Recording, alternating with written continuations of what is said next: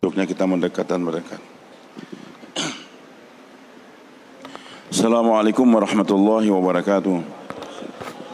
Bismillah, alhamdulillah, wassalatu wassalamu ala rasulillah Sayyidina Muhammad ibn Abdullah wa ala alihi wa man ittaba'ahu da'ama ba'd. Fa'udhu billahi minasyaitanir rajim. Bismillahirrahmanirrahim. Wa in tuti'uhu tahtadu. Wa yaqul aidan وَالَّذِينَ جَاهَدُوا فِينَا لَنَهْدِيَنَّهُمْ سُبُلَنَا وَإِنَّ اللَّهَ لَمَعَ الْمُحْسِنِينَ وَيَقُولُ رسول الله صلى الله عليه وسلم مَنْ خَافَ أَدْلَجَ وَمَنْ أَدْلَجَ بَلَغَ الْمَنْزِلَةَ أَلَا إِنَّ السِّلْعَةَ الْغَالِيَةَ أَلَا إِنَّ السِّلْعَةَ الْجَنَّةِ ويقول أيضا غزوة في البحر خير من 10 غزوة في البر atau kama qala Nabi sallallahu alaihi wasallam. Para alim ulama, hadirin yang dimuliakan oleh Allah Subhanahu wa taala. Alhamdulillah, lagi-lagi kita bersyukur pada Allah, khususnya saat sekarang ini Allah berikan taufik pada kita untuk datang di salah satu rumah Allah, yaitu di Masjid As-Sajid ini, mengerjakan salat maghrib berjamaah. Bahkan kita sudah niat untuk sabarkan lagi diri kita sampai nanti mengerjakan salat Isya berjamaah. Juga bagi ahbab yang ada di Tenggarong ini, kita harapkan habis Isya kita perpanjang lagi untuk sama-sama bermuzakarah, memanfaatkan waktu kita untuk ini agama. Hadirin yang dimuliakan oleh Allah Subhanahu wa taala. Perkara yang sangat penting dalam kehidupan kita ini adalah hidayah, bimbingan dari Allah Subhanahu wa taala. Karena bagaimanapun juga kita sebagai manusia Allah ciptakan dalam keadaan lemah. Wa khuliqal insanu dha'ifa. Manusia diciptakan dalam keadaan lemah. Segala-galanya fisik kita lemah. Pandangan kita pun juga di hari pertama sangat lemah. Pendengaran juga. Begitu pula pemikiran kita, apalagi waktu lahir sangat lemah sekali. Maka hadirin, fakta yang Allah jelaskan, manusia itu lemah, memerlukan bimbingan khususnya dari penciptanya, dari Allah Subhanahu wa taala. Dan Allah itu adalah Tuhan, Rabb, gaib, tidak nampak. Bagaimana supaya manusia terbimbing dalam kehidupan dia tadi? Maka Allah Subhanahu wa taala terpilih para anbiya alaihi salatu wasalam, manusia biasa, lahir daripada rahim para ibu. Kehidupan dan kematian, begitu pula keperluan-keperluan ada pada itu para anbiya. Mereka juga makan, juga mereka minum, mereka juga kawin. Tapi mereka dapat bimbingan langsung daripada Allah untuk membimbing kehidupan ini manusia. Nah hadirin yang dimuliakan oleh Allah Subhanahu wa taala, dikirimnya para anbiya tersebut agar manusia terarah dalam kehidupan dia, ada contoh dalam kehidupan. Begitu pula hadirin yang dimuliakan Allah, tidak hanya Allah kirim itu para nabi, tapi Allah kirimkan kitab-kitab suci dari langit agar manusia memahami bagaimana mengarungi kehidupan dengan benar. Maka perkara yang sangat penting saya katakan tadi dalam kehidupan kita ini adalah hidayah, bimbingan dari Allah Subhanahu wa taala. Hadirin yang dimuliakan oleh Allah, hidayah yang akan menghantarkan kita baik kepada kehidupan yang benar di dunia ini, nanti sampai menghantarkan kita kepada surganya Allah Subhanahu wa taala. Karena hidup di dunia sementara 60 sampai 70 tahun, tapi di akhirat adalah kehidupan yang selama-lamanya. Kehidupan yang selama-lamanya hanya dua nanti di akhirat, di surga ataupun di neraka. Di surga selama-lamanya dan di neraka juga adalah selama-lamanya. Maka hadirin, kehidupan yang pendek di dunia ini sangat menentukan kepada kehidupan yang panjang di akhirat. Bahagianya di akhirat bergantung daripada manusia mengisi kehidupan dia di dunia. Begitu pula celakanya di akhirat, di neraka nanti bergantung daripada kehidupan yang pendek di dunia ini. Maka hadirin yang dimuliakan Allah, perlunya itu hidayah dari Allah Subhanahu wa taala kepada ini manusia. Bagaimana supaya hidayah tersebut didapatkan oleh manusia? Dan hidayah ini sangat mahal. Walaupun hidupnya miskin, enggak punya apa-apa, hanya punya gubuk saja, kendaraan tidak punya, berjalan kaki saja dia. Makan pun kadang ada, kadang tidak ada. Tapi kalau ada hidayah, itu orang pasti dan pasti akan diberikan kebahagiaan dalam kehidupan dia di dunia dan kehidupannya yang abadi nanti, kebahagiaan di akhiratnya Allah Subhanahu wa taala. Bapak-bapak yang dimuliakan Allah, Bagaimana supaya hidayah kita dapatkan dalam kehidupan kita di dunia ini? Maka yang pertama kita harus mendoa. Kita harus mendoa. Karena yang berhak untuk memberikan hidayah hanyalah Allah. Hanyalah hidayah hak patennya Allah. Bahkan para nabi sendiri, begitu pula Sayyidul Anbiya Nabi kita Muhammad SAW, manusia pilihan Allah. Beliau tidak berhak, tidak punya hak untuk memberikan hidayah kepada orang yang beliau cintai. Innaka la tahdi man ahbabta walakinallaha yahdi man yasha. Engkau sendiri wahai Muhammad SAW tidak akan bisa memberikan hidayah kepada orang yang kau cintai. Kepada orang yang dicintai saja nggak bisa memberikan hidayah, apalagi kepada orang yang tidak beliau cintai. Maka Allah jelaskan, innaka la tahdi, sesungguhnya engkau wahai Muhammad SAW tidak akan bisa memberikan hidayah kepada orang yang engkau cintai. Walakinallaha yahdi, tapi Allah Subhanahu wa taala yang akan memberikan hidayah kepada orang yang dia kehendaki. Hadirin yang dimuliakan Allah, maka karena ini hidayah hak patennya Allah, kita hanya minta kepada Allah. Maka ini umat Nabi Muhammad SAW diwajibkan untuk mendoa minta hidayah berapa kali? Minimal 17 kali sehari semalam. Setiap rakaat kita diwajibkan untuk membaca suratul Fatihah dari Bismillahirrahmanirrahim, Alhamdulillahirabbil alamin sampai di pertengahan ayat ihdinas shiratal mustaqim. Ya Allah, berikanlah kami hidayah untuk menuju ke jalan yang lurus. Doa minta hidayah ini adalah diwajibkan berapa kali tadi? 17 kali sehari semalam. 4 kali waktu sholat zuhur, 4 kali waktu asar, 3 kali waktu maghrib, 4 kali waktu isya, dan 2 kali waktu sholat subuh. Kalau dia hanya mendoa 15 kali saja,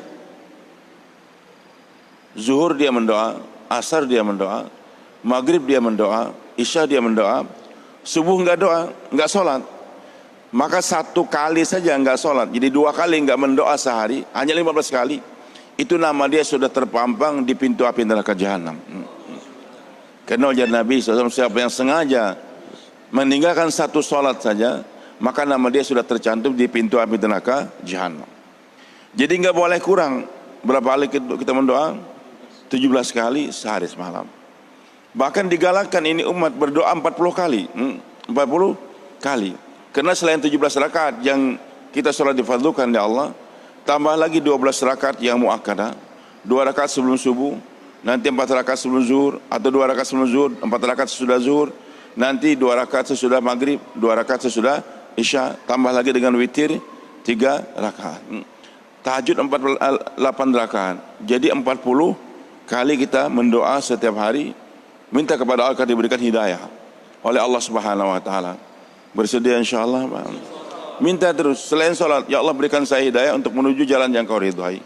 Maka Nabi SAW juga setiap hari mendoa selain dalam Al-Fatihah, Allahumma inna nas'alukal huda wat tuqa wal afafa wal ghina. Ya Allah, saya minta hidayah dalam kehidupan, baru nanti wat tuqa, ketakwaan, mengarungi kehidupan jangan berbuat maksiat, wal afafa, dan juga minta dari Allah supaya dalam kehidupannya ada sifat afaf, jadi enggak minta-minta kepada orang, wal ghina, dan diberikan kecukupan dalam kehidupan sehingga tidak menengadahkan tangan kepada orang lain. Baik, yang kedua hadirin Allah, selain kita tayangkan dengan lisan kita mendoa minta kepada Allah akan berikan hidayah, maka Allah katakan yang kedua supaya hidayah didapatkan, wa yahdi ilaihi man anab wa yahdi ilaihi man yunib. Allah hanya memberikan hidayah kepada orang yang di hatinya ada keinginan, ada inabah. Lisan dia ucapkan ihdinas shiratal mustaqim, ya Allah beri saya hidayah, tapi ucapan lisan enggak didengar oleh Allah tanpa dibarengi oleh suara nurani di hati kita. Lisannya ingin tapi hatinya juga ingin, sesuai antara doa dengan keinginan di hati dia. Betul-betul saya ingin dapat hidayah dari Allah Subhanahu wa taala. Karena ya Allah pandang bukan cuma ucapan lisan, tapi Allah pandang juga adalah apa yang terbetik di hati itu manusia. Dan Nabi SAW telah sabdakan, innallaha la yaqbalu du'aan min qalbi rajulan ghafilin lahin. Allah tidak akan menerima doa dari seorang laki-laki yang hatinya lalai. Lisannya mendoa tapi hatinya enggak tawaju, kesana kemari, tidak bisa. Minta hidayah tapi harus dibarengi dengan keinginan yang kuat dari hati kita. Ya Allah saya minta hidayah ya Allah, tapi hati kita memang ingin. Umpamanya nih, anak kita bebinian, putri, gadis, dilamar orang. Maka kita niat, ya Allah, saya ingin kawinkan putri saya dengan sunnah Rasul, dengan secara perkawinan Islami. Kita doa, ya Allah, mudahkan saya untuk kawinkan putri saya ini dengan ridhamu ya Allah, dengan cara kehidupan Rasulmu. Tapi di hatinya terbetik, nanti kalau saya kawinkan dengan cara sunnah, dikira hari kematian katanya. Nggak ada musik, nggak ada keramaian macam-macam begitu. Jadi ingin lisannya mendoa tapi hatinya tidak ada keinginan. Ya Allah, berikan saya kekayaan ya Allah, yang halal. Tapi di hatinya memang sudah bergelimang dengan perbuatan dosa, korupsi dan sebagainya, main judi dan sebagainya. Tapi kalau saya mau makan yang halal saja, bisa makan nggak saya ini? Sementara sumber pencaharian saya kebanyakan dari benda-benda yang haram. Maka kalau hanya lisan mendoa, tapi tanpa dibarengi oleh kekuatan hati, Allah tidak akan terima. Kita minta hidayah, tapi hati kita juga ingin. Insya Allah kita niatkan demikian, Pak. Yang ketiga, hadirin, bagaimana hidayah kita dapatkan selain kita mendoa dan hati kita ingin? Maka Allah katakan yang ketiga, Alif Lam Mim, Dzalikal kitab la raiba hudal lil muttaqin. Alif Lam Mim, Dzalikal kitab, itulah kitab suci Al-Quran. La raiba fi, Al-Quran tidak ada keraguan di dalamnya. 30 juz dari Al-Fatihah sampai An-Nas itu semua tidak ada keraguan. Tetapi masih banyak orang yang meragukan Al-Quran. Orang-orang kafir ragu kepada Al-Quran. Bahkan banyak mereka yang merobek Al-Quran, membakar Al-Quran. Jangankan orang kafir, orang Islam sendiri masih banyak yang meragukan Al-Quran. Sehingga mereka bersuara, itu kan gak relevan sekarang, harus diganti dan sebagainya. Seakan-akan dia lebih paham dari Allah dan Rasulnya. Padahal Allah katakan Quran itu gak ada keraguan, tapi masih banyak orang yang meragukan. Salahnya salah siapa? Salah Al-Quran kah atau salah dia kah? Maka Allah katakan fi qulubihim maradun, di hati mereka ada penyakit. Di Qurannya nggak ada penyakit, cuma di hati mereka ada penyakit. Jam 12 siang kita lihat memandang ke langit, matahari terang betul, warnanya putih. Kan semua orang di bumi, di Tenggarong khususnya nih, jam 12 atau setengah 12 kita pandang, cuaca pun tidak kabut, nggak hujan, kita pandang matahari warnanya adalah putih, sepakat semua, matahari warnanya putih. Tapi ada orang sakit mata, tahi matanya sing banyakan, tahi matanya hibak di mata, penuh dengan tahi mata. Ketika dia memandang ke langit, ternyata warna matahari apa? Kuning. Dia marah, dia bawa pedang. Kalian semua bungul, bodoh. Matahari itu kuning, saya lihat dengan mata saya sendiri. Awas kalau nantang saya tebas kalau dia punya leher. Dia marah-marah, ngamuk lagi. Jadi yang salah itu siapa, Pak? Mataharinya kah atau matanya kah? Matanya yang salah. Sedang ada tahi mata. Al-Quran itu suci, Pak. Nggak ada keraguan. Tapi kenapa orang meragukan Al-Quran? Karena di hatinya ada kotoran, Allah katakan. Hatinya ada kotoran. Nah, itu Al-Quran yang tidak ada keraguan di dalamnya. Bahkan Allah berjanji, semakin maju perkembangan teknologi manusia di dunia ini, ataupun penemuan-penemuan yang benar tentang keadaan alam ini nanti, semakin membuktikan benarnya Al-Quran. Jadi Al-Quran up to date, bukan out of date, bukan. Jadi senantiasa Al-Quran semakin hari semakin nampak kebenarannya. Sanurihim ayatina fil afaq, akan kami perlihatkan terus tanda-tanda kebesaran kami di penjuru dunia ini. Jadi ilmu tentang alam ini semakin hari semakin dibuka oleh Allah, tentang bulan, bintang dan sebagainya. Wa fi anfusihim, dalam jiwa mereka sendiri. Dalam ilmu tentang kedokteran, tentang tubuh manusia ini semakin hari semakin Allah bukakan, semakin Allah nampakkan. Baik itu alam ataupun tentang tubuh manusia semakin nampakkan. Untuk apa? Hatta yatabayyana annahu haq, sampai mereka yakin bahwasanya Allah, sampai mereka yakin bahwa agama Islam itu adalah hak, Al-Quran itu adalah hak. Jadi semakin maju nanti ke ilmu manusia tentang pengalaman ataupun tentang alam ini, ataupun tentang tubuh mereka sendiri, semakin membuktikan benarnya Al-Quran, semakin benarnya Al-Quran. Ini seperti sekarang orang mulai berbondong-bondong masuk Islam, disampaikan dengan dakwah dan sebagainya. Tapi dengan penyakit corona ini, Orang pun mulai berbondong-bondong masuk agama Islam. Yang tadinya menghina jilbab, nggak boleh pakai jilbab, nggak boleh pakai burka, pakai bukan pakai cadar saja. Di Arab itu pakai burka namanya. Jadi baju itu dilarang di Cina. Sekarang laki-laki aja pakai cadar juga, pakai jilbab misalnya, pakai masker. Terpaksa pakai plastik, pakai burka. Sehingga larangan pakai jilbab dengan burka dilarang dibebaskan di Cina sekarang. Hadirin yang Allah Subhanahu wa taala, timbulnya berbagai penyakit tersebut di mana, Pak? Al-Qur'an sudah menjelaskan sejak 15 abad yang lalu. Allah katakan agar kamu hidup sehat, ikuti para nabi. Ikuti para nabi. Bukan hanya cara makan, bukan hanya cara sholat, puasa, zakat dan haji, itu jelas. Tapi dan semua nabi itu sehat, Pak. Semua nabi sehat. Nabi Ayub pernah sakit memang, ujian, tapi badan beliau enggak kotor. Riwayatnya mengatakan Nabi Ayub pernah dengan korengan, dengan ulat. Itu enggak benar, riwayat Israiliyat. Riwayat yang dibodoh-bodohin oleh Israel, Yahudi. Nabi Ayub memang sakit, tapi beliau katakan anni masani ad-dur, ya Allah saya lemas betul-betul. Hanya lemah saja. Tapi badan beliau tetap bersih. Dan semua nabi itu orangnya ganteng-ganteng, Pak. Maaf nih, nggak ada nabi yang buta, nabi yang hidungnya pesek, maaf nggak ada. Semua posturnya nabi itu adalah sempurna, Pak. Nabi yang pincang nggak ada, Pak. Nabi yang pincang tidak ada.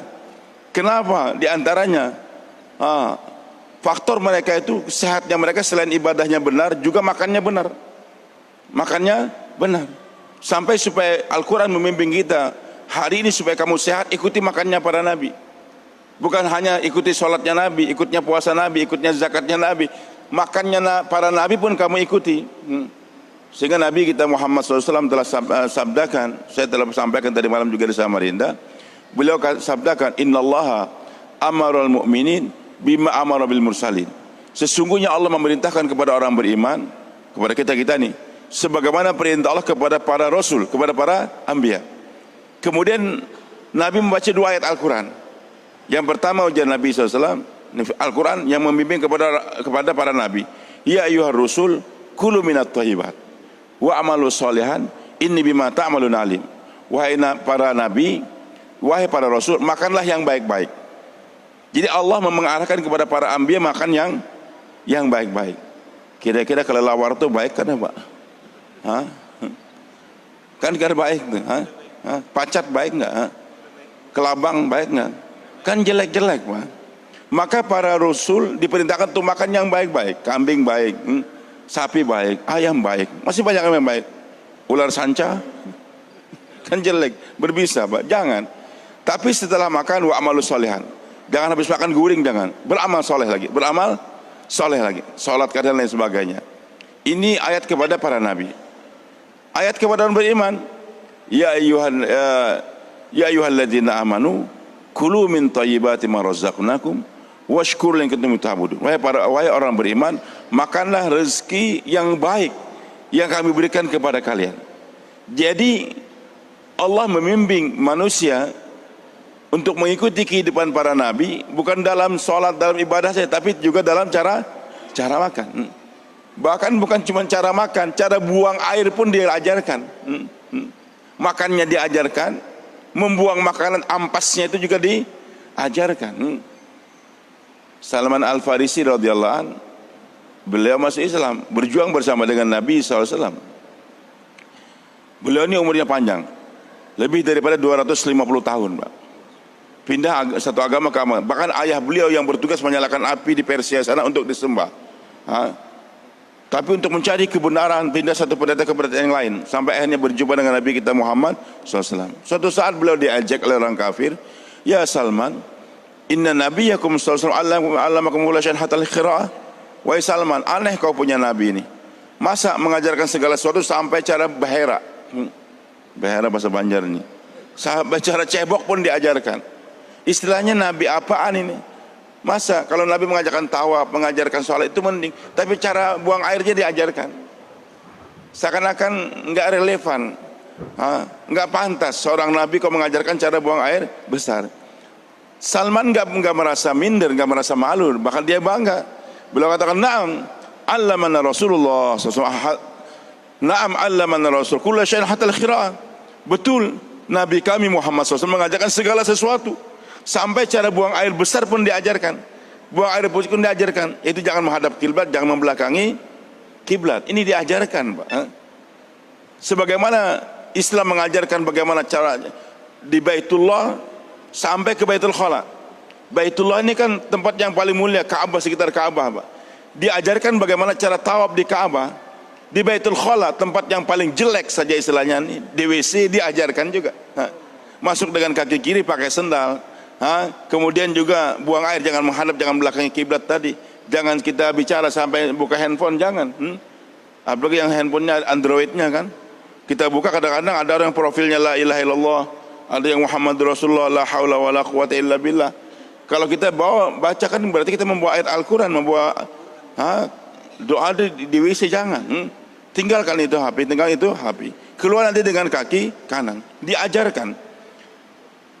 Kalau kita ikut cara Nabi tadi sehat. Penyakit-penyakit yang ada sekarang karena makannya ikut syaitan. Makan tulang yang enggak karuan. Makan tadi kotoran-kotoran yang tidak baik. Baik, hadirin Allah, maka nanti semakin hari orang semakin membuktikan benarnya Al-Quran. Semakin hari semakin membuktikan benarnya Al-Quran dan hadis Nabi kita Muhammad SAW. Allah kata-kata ikuti Al-Quran, ikuti para anbiya, ikuti Nabi kita Muhammad SAW. Dulu waktu saya pernah belajar di Mesir, Pak, satu orang dokter dia dari Jerman masuk Islam dia. Masuk Islamnya gara-gara membaca satu hadis Nabi SAW.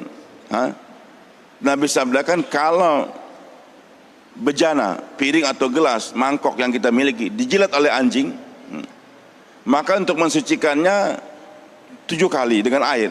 1 kali Anda campur dengan pasir atau dengan tanah. Ini hadis Nabi. Piring kita dijilat anjing, jangan dibuang, cuci dengan air, tapi 1 di antaranya campur dengan tanah. Bukan 1 di antaranya campur dengan rinso, deterjen, tidak. Bapak mau pakai silakan, tapi wajib 1 kali harus campur dengan tanah. Dia heran, ini omongan siapa kayak gini nih? Tapi dia penasaran dengan ucapan Nabi SAW. Dia punya laboratorium, maka diambil dia punya piring, dijilatkan dengan dia punya anjing. Setelah itu dia cuci dengan sabun macam-macam tadi. Dia lihat dengan mikroskop, ternyata masih ada kumannya, masih ada kuman, bakterinya masih ada. Ketika dia praktekkan dengan hadis Nabi SAW campur dengan tanah tadi, bersih, bakterinya nggak ada, bakterinya tidak ada. Dia katakan ini yang ngomong ini bukan sembarangan orang, tapi wahyu dari langit. Dia masuk Islam. Kenapa dalam Islam orang yang mati dikuburkan? Sekarang kan kasihan, saya kadang tiap malam nangis, Pak. Sudah kafir dibakar lagi. Ini yang mati-mati yang kena corona di Cina nih diarahkan dibakar. Padahal dalam Islam siapapun yang mati dikuburkan, dikuburkan, Pak. Beda antara dibakar dengan dikuburkan. Orang mereka mengerti kalau dibakar tadi hilang sudah, bukan. Dikuburkan, tanah itu punya kekuatan yang luar biasa untuk menghilangkan bermacam-macam bakteri, Pak.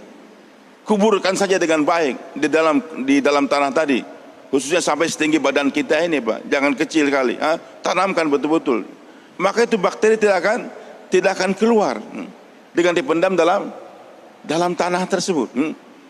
Ini sudah ketentuan Allah. Tapi manusia kadang punya pemikiran sendiri. Bakar, selesai. Dulu kami sering ke Aceh, Pak. Di Aceh ini aneh. Ganja yang paling banyak di Indonesia ini di mana? Di Aceh. Tapi maaf, ucapan saya ini jangan Bapak ikuti. Maksudnya jangan diamalkan nanti. Itu Kapolda Banda Aceh, Muar Banan, benci banget dengan banyaknya ganja di Aceh. Akhirnya beliau perintahkan bakar semua hutan ganja di Aceh ini. Dibakar. Berapa bulan kemudian beliau naik helikopter keliling Banda Aceh. Ternyata semakin subur. Semakin subur. Jadi biji-biji tunasnya ganja tadi nggak mati dengan dibakar. Bahkan hujan turun semakin subur. Maka hadirnya oleh Allah, manfaat daripada tanah untuk menghilangkan bakteri tadi memang sudah ucapan Nabi kita Muhammad SAW. Bahkan ketika banyak wabah penyakit di kota Madinah nih, Nabi SAW pun datang dan terus buat usaha yang namanya dakwah, mendoa dan mendoa, sampai suatu saat para sahabat Nabi lihat ada benda hitam, maaf, kayak perempuan hitam, terburai rambutnya, terbang meninggalkan kota Madinah. Sahabat tanya, apa itu ya Rasulullah? Nabi kata, itu wabah penyakit yang telah meninggalkan Madinah, pergi ke Juhfah, enggak akan kembali lagi sampai hari kiamat. Jadi hilangnya wabah penyakit, karena dulu Madinah namanya Yasrib. Namanya apa? Yasrib. Setiap orang yang masuk Madinah dipastikan demam, Pak. Dipastikan demam. Maka untuk mengusir wabah yang namanya demam tadi, Nabi enggak panggil para dokter atau dengan menyiapkan berbagai macam pengobatan, tidak, tapi dengan amalan saja.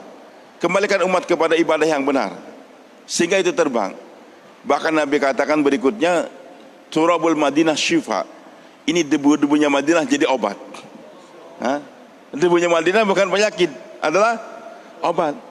Sebagaimana kalau di Mekah kita sakit minum Zam-Zam, kami kalau di Madinah dulu sakit, ambil debu Madinah, ada satu kebun di sana, masuk ke dalam air, minum, insya Allah sembuh juga.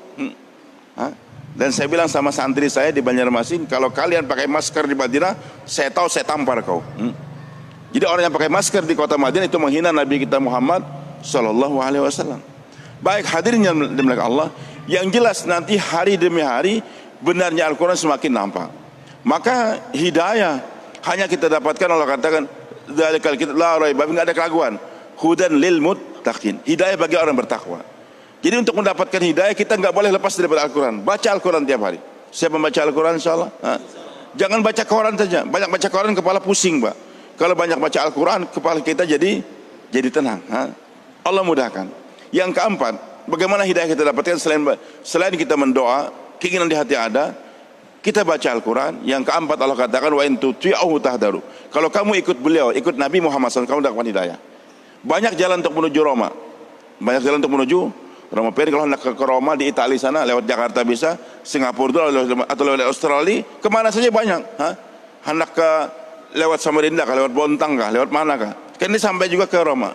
Tapi hanya satu jalan untuk menuju surga, yaitu jalannya Nabi kita Muhammad Sallallahu Alaihi Wasallam. Enggak banyak jalan ke surga, hanya satu jalan, yaitu jalannya Nabi kita Muhammad Sallallahu Alaihi Wasallam. Maka Allah katakan kepada Nabi kita Muhammad Sallallahu Alaihi Wasallam, ya Muhammad, lau ja'uni min kulli tariq wastaftahu li min kulli bab ma fatahtu lahum illa min waraik. Wahai Muhammad, kalau umatmu ingin datang kepada aku melalui segala membuka segala pintu, menempuh segala jalan, aku enggak akan bukakan kecuali kalau mereka berjalan di belakang kamu. Jadi jalan untuk menuju surga hanya jalannya Nabi kita Muhammad SAW. Lepas daripada jalan Nabi enggak bisa, tidak bisa. Maka cara untuk masuk surga harus ikut Nabi kita Muhammad SAW. Allah perintahkan, wa aqimus shalah, salatlah kamu, dan salat akan membebaskan daripada api neraka jahanam, memasukkan ke surga. Tapi bagaimana cara salat? Harus ikut Nabi kita Muhammad SAW. Beliau katakan, sallu kama ra'aitumuni usolli, salatlah kalian sebagaimana kalian melihat aku salat. Jadi kalau kita salat ikut Nabi, baru salat kita akan Allah terima. Salat enggak ikut Nabi enggak akan diterima oleh Allah Subhanahu wa taala. Ini subuh 2 rakaat ada di Quran enggak, Pak? Yang langsung subuh 2 rakaat di Quran, sallu salatul fajri raka'ataini, ada enggak ayat Qurannya begitu? Kan enggak ada. Zuhur 4 rakaat enggak ada di Quran, Pak. Begitulah maghrib 3 dan sebagainya. Nanti tahunya kita berdiri dulu, baru ruku, baru i'tidal, baru sujud. Kan di Quran enggak ada, Pak. Secara langsung. Yang mengajarkan tadi subuh 2 rakaat, zuhur 4 dan seterusnya siapa? Nabi kita Muhammad SAW. Maka bukan hanya sekedar sholat, tapi kamu harus sholat ikut Nabi Muhammad SAW. Sekarang mentang-mentang hafiz Quran dia, semangat sudah. Ikut dakwah sampai 4 bulan keliling dunia.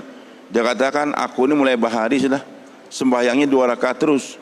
Sementara iman saya meningkat. Kalau gitu kita sepakat besok musyawarah sama imam, Ustaz Ma'ruf ada, sholat subuhnya 3 rakaat. Allah terima enggak, Pak?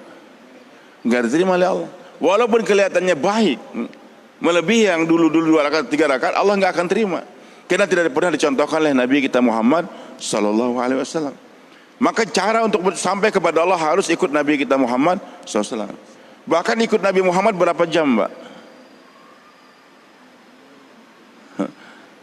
Waktu sholat saja, waktu haji tidak. Ikut Nabi Muhammad SAW 24 jam. 24 jam. Untuk membuktikan kita ini orang Islam, harus mengucapkan la ilaha illallah Muhammad Rasul, kalimat thayyibah. La ilaha illallah hubungan dengan Allah, hati kita nih. Muhammad Rasul gerak tubuh kita. La ilaha illallah kalimatul iman. Muhammad Rasul kalimatul amal. Beriman dengan hati kita la ilaha illallah, tapi menggerakkan tubuh kita nih harus dengan amal, dengan Nabi kita, cara Nabi kita Muhammad sallallahu alaihi wasallam. Kita yakin Allah yang menciptakan kita, Allah yang mampu berbuat segala-galanya. Tapi kita yakin bahwasanya hanya dengan ikut perintah Allah ada kebahagiaan. Tapi bagaimana kita melaksanakan itu perintah? Harus Muhammad Rasul, ikut Nabi kita Muhammad sallallahu alaihi wasallam. Dan Allah katakan, wa ma khalaqtul jinna wal insa illa liya'budun. Aku tidak menciptakan jin dan manusia kecuali untuk beribadah. Jadi Allah ciptakan kita ini untuk berapa jam beribadah? 2,5 jam sholat cukup enggak? 24 jam. Dari bangun tidur sampai tidur kembali. Bagaimana caranya? La ilaha illallah. Pernah menghitung Pak Pian? La ilaha illallah hurufnya berapa buting? Belum pernah ngitung.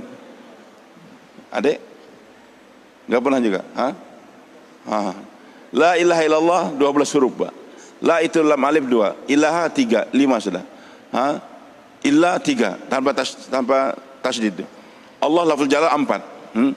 Jadi berapa tadi? 8 tambah 4 12. Muhammad juga 4. Rasul juga 4 huruf. Lafzul jalal Allah juga 4 huruf. 3 kali 4 12. 12 tambah 12 24. Maksudnya apa 24? 24 jam. 24 hours. Hidup kita harus beriman kepada Allah, ikut cara Nabi kita Muhammad sallallahu alaihi wasallam.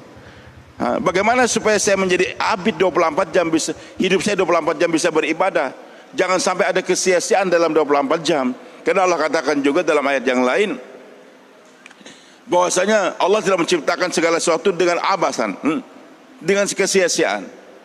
Allah tidak menciptakan sesuatu, afahasibtum annama khalaqnakum abasan? Apakah kalian mengira kami menciptakan kalian ada kesia-siaan? Hidup kita 24 jam ini nggak boleh sia-sia Pak. Harus diisi dengan apa? Ketaatan kepada Allah. Berapa jam? 24 jam. Sedangkan saya perlu makan, saya perlu minum juga, perlu berjumpa dengan istri saya juga.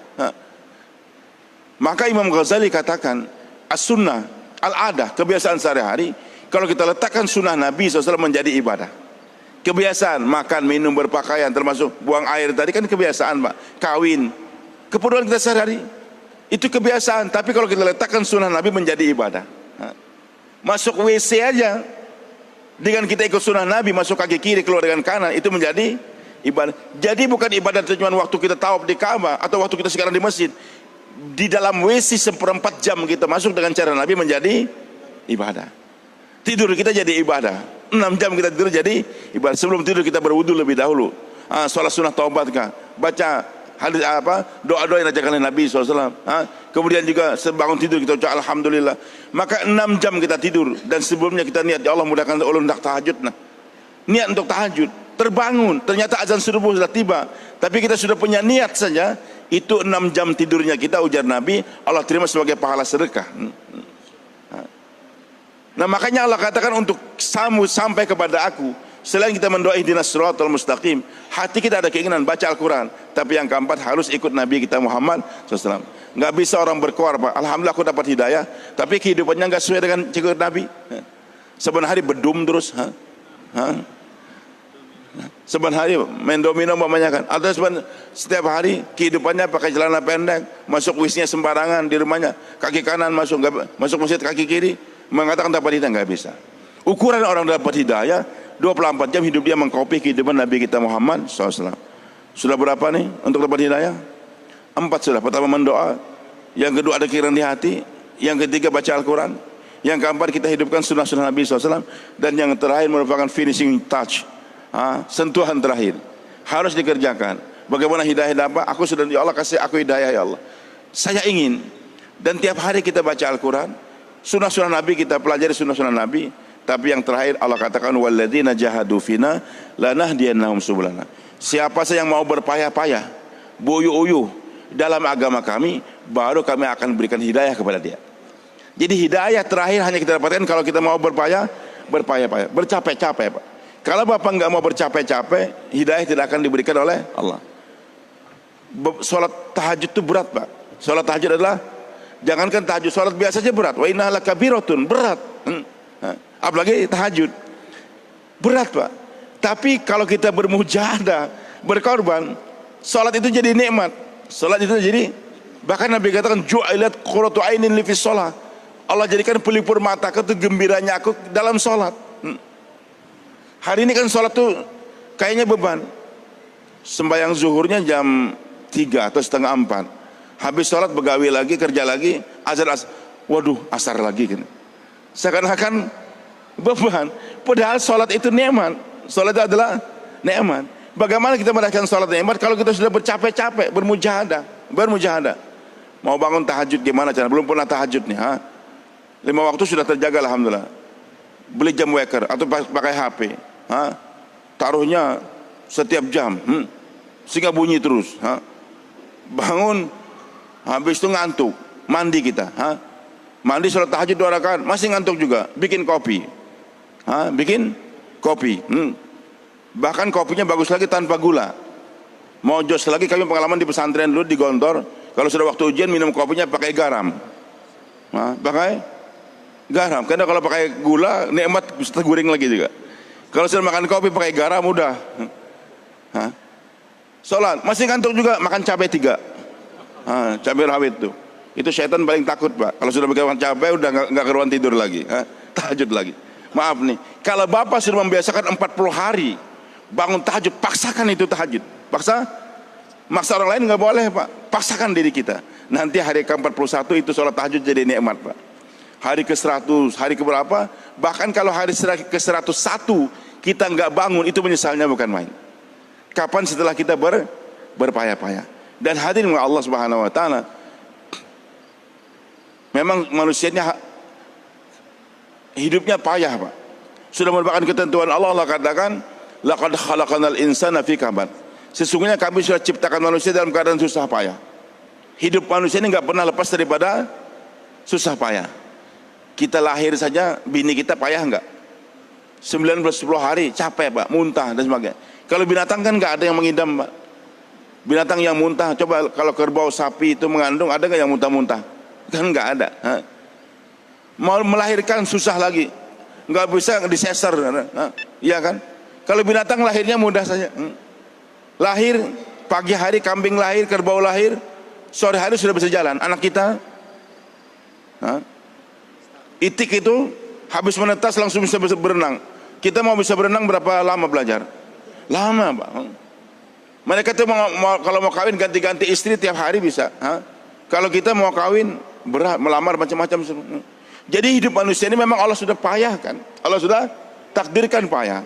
Tapi Allah berjanji, alim ulama katakan, kalau kamu banyak payahkan diri kamu, capek kamu untuk agama, nanti capeknya dunia akan Allah ringankan.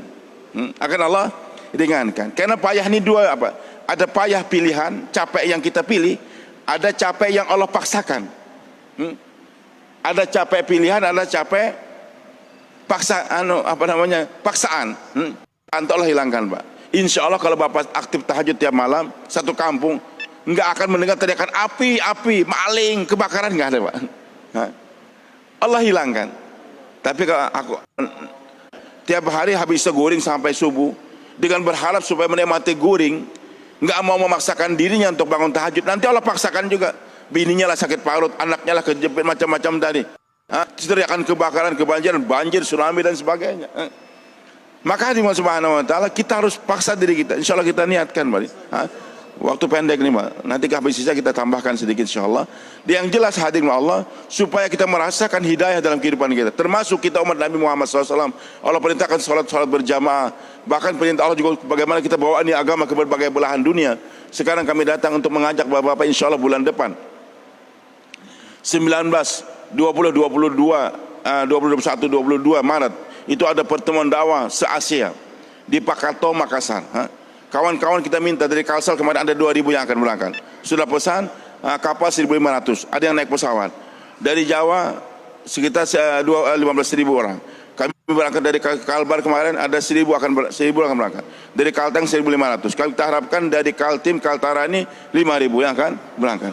Nyebrang laut, capek Pak, bercapek-capek. Untuk apa semua tersebut? Untuk mendapatkan hidayah. Bapak-bapak yang melakukan Subhanahu wa taala, ada 2 cerita nih. Saya sampaikan nih. Nabi kita ada 2 perjalanan Nabi SAW.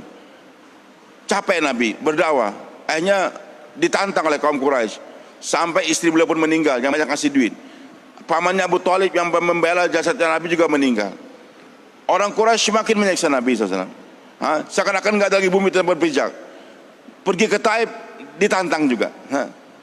Tapi datang Jibril alaihissalam, wahai Muhammad, silakan bawa ke air Zam-Zam, berwudu, dibawa terbang dan naik borak dari Mekah ke Baitul Maqdis, satu lompatan 1000 km. Sampai di sana ikat boraknya, Nabi SAW bersama para Nabi naik tangga Nur, langit pertama, kedua sampai ke 7, Sidratul Muntaha, ke Mustawa, sampai ke satu level.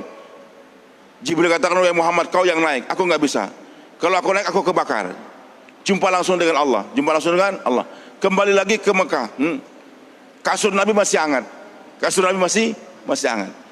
Itu kejadian yang luar biasa.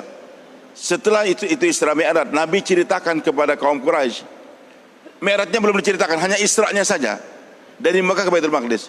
Yang masuk Islam berapa, Pak? Berkat perjalanan yang begitu hebat, yang luar biasa. Orang Quraisy, gara-gara itu kejadian yang masuk Islam berapa?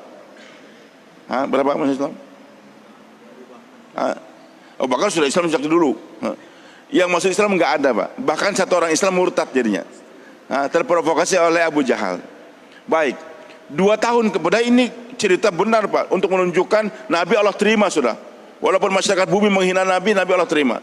Dan untuk membuktikan bagaimana hebatnya Allah mampu untuk menjalankan hambanya dengan cara yang super kilat. Baik, 2 tahun kemudian, tahun ke-13 kenabian, Allah perintahkan Nabi untuk hijrah ke Madinah. Jaraknya separuh, 450 km saja. Kalau ini 1000. Waktu hijrah dari Mekah ke Madinah, naik apa Nabi itu? Naik onta kan? Lebih kurang 10 hari perjalanan, Pak. Rumah Nabi oleh 100 pemuda dengan pedang yang tajam. Sentuhkan pedangnya, orang akan mati, pakai racun. Keluar daripada kepungan, masuk ke Gua Thaur, dikejar lagi. Keluar dari sana mau berangkat ke Madinah, dikejar lagi Suraqah bin Malik, mau ditombak lagi. Dihadang lagi 2 perampok, dihadang lagi 50 tentara Bajara. Itu capek betul. Padahal boraknya masih ada, Jibrilnya masih ada kan, belum mati kan Jibril. Kenapa Nabi nggak bilang, ya Allah, tolong pinjamin aku ya Allah, borak yang 2 tahun kemarin. Kirim Jibril cepat-cepat, aku bisa dengan, dan lompatnya pun separuh saja, kan bisa, Pak? Bisa kan? Tapi kenapa Nabi nggak minta itu borak? Nggak minta, justru Nabi menempuh jalan untuk naik onta 10 hari lebih kurang. Kenapa, Pak? Karena Allah inginkan bagaimana Nabi itu menjadi asbab hidayah. Maka dengan Nabi berpayah-payah tadi, Pak, ternyata akhirnya apa? Suraqah berbalik yang mau nembak Nabi masuk Islam. 2 orang perampok yang menghadang Nabi juga masuk Islam. 50 tentara bayaran yang dipimpin oleh Buraidah bin Hasib juga masuk Islam. Dan akhirnya Islam tersebar di mana? Di Madinah sana. Kalau Nabi lompat langsung saja ke Madinah, Abu Jahal, Abu Lahab, selamat tinggal, aku sudah sampai di Madinah. Kira-kira yang mau bunuh Nabi itu masuk Islam enggak? Perampok saja.